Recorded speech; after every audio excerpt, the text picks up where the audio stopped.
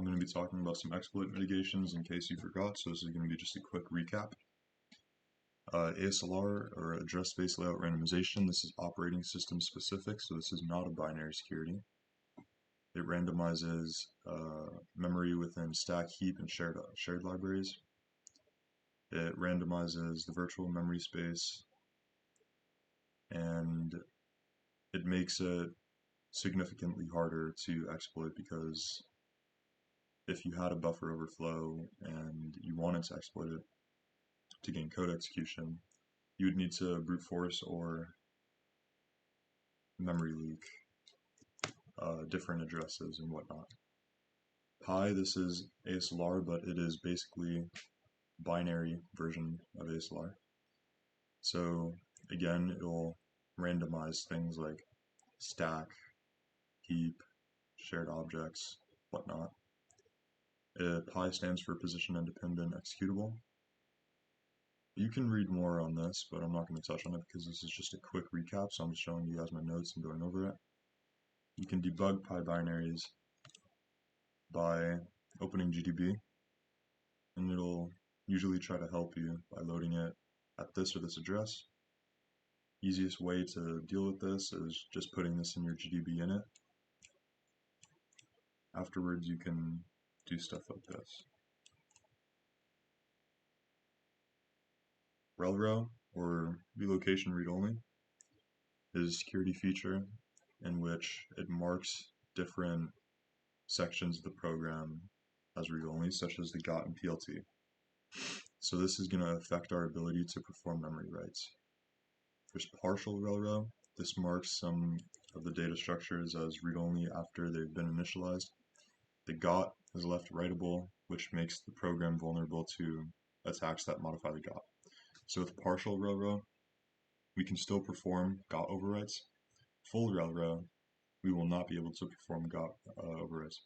This marks all the data structures as read-only after they have been initialized, including the GOT. This provides better protection against attacks that modify the GOT. Immediate RELRO, this marks all the data structures as read-only before the program starts executing. This provides the strongest protection against attacks that modify the program's data structures. Again, RELRO affects the GOT and PLT sections of the L file, marking program data as read-only to prevent exploitation.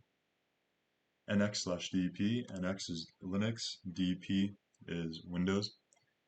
The NX bit, or the no execute, is a CPU-specific security in which it can also be defined in a binary through the compiler. This bit helps implement write, XOR, or execute policy, whereby memory either can be writable or executable, but not both. This means we cannot execute off the stack, and we cannot get shellcode injection, meaning we have to find smart approaches to reach code execution, such as ROP or any ROP variants, ret to libc, GOT overwrites, etc. Stack canaries. A stack cookie is a randomly generated value, 4 bytes on 32-bit systems and 8 bytes on 64-bit systems. Stack cookies separate variables from stored registers. The cookie will be checked before the function returns. You will not be able to control the return address if you are trying to exploit the program via buffer overflow without passing the stack canary first. Stack canaries usually have a null byte as its last significant byte. This is important to know because oftentimes in order to bypass the stack cookie, you'll need to perform a memory leak or you'll need to brute force it. If the stack cookie is modified, it'll call stack check fail and exit immediately. This is what a typical stack guard looks like in assembly. Usually the variable user end result will be something like RAX.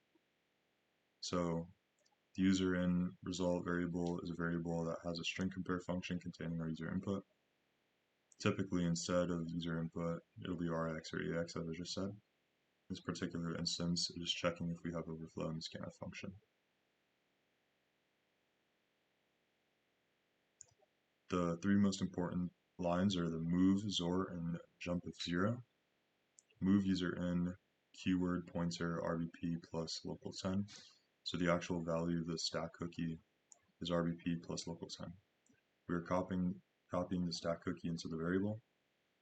XOR fs0x28, so this is the original stack cookie, which was generated a bit further up in the program. So it'll move that, or sorry, it'll XOR that into, it'll XOR that against the user end result. If it is 0, then it'll jump to the label, which will leave in ret.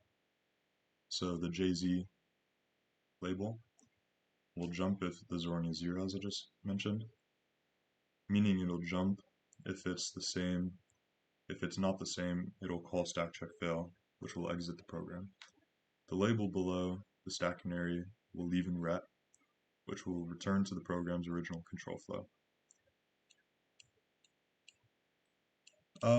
Some notes on leave in ret.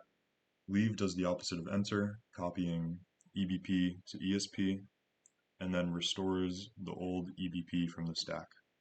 The ret instruction pops the return address off the stack, which is pointed to by the stack pointer register RSP, and then continues execution at that address. Excuse me. This is the C implementation, which is what you'd roughly see in a C program, or whenever you're decompiling something, this is what you'd expect to see. Thank you for watching.